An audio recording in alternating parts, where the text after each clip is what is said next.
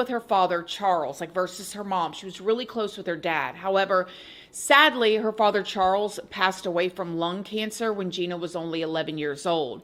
She was absolutely devastated.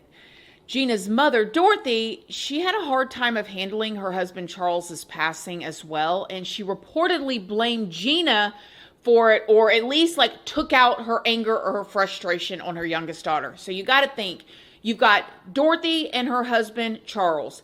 They've got two girls. One is 9 years older than Gina, who is the youngest, but she's already a nurse. She's already out of the house working.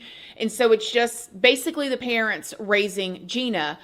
He passes away from lung cancer. The mom's having a hard time psychologically, emotionally, and she begins to allegedly take it out on her youngest, which was Gina.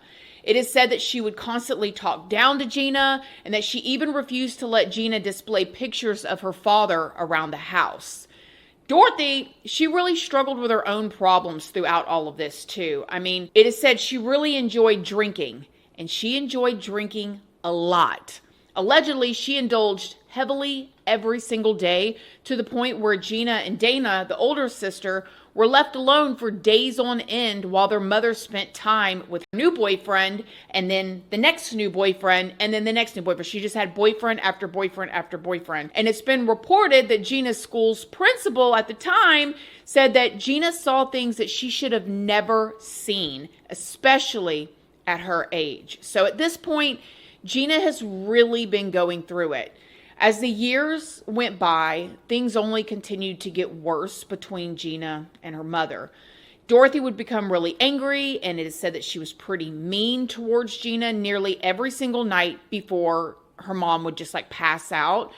Friends said that they began noticing marks on Gina, and at one point, Gina ended up in crutches, like just out of the blue. She shows up at school with crutches.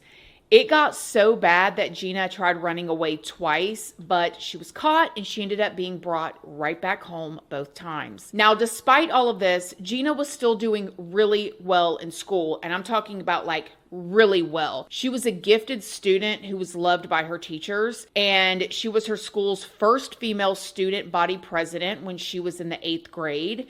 Gina enjoyed playing tennis, and she really loved being on the cheerleading team. She really dreamed of becoming a Supreme Court justice or doctor one day. Sadly, though, something happened that changed the course of Gina's life forever.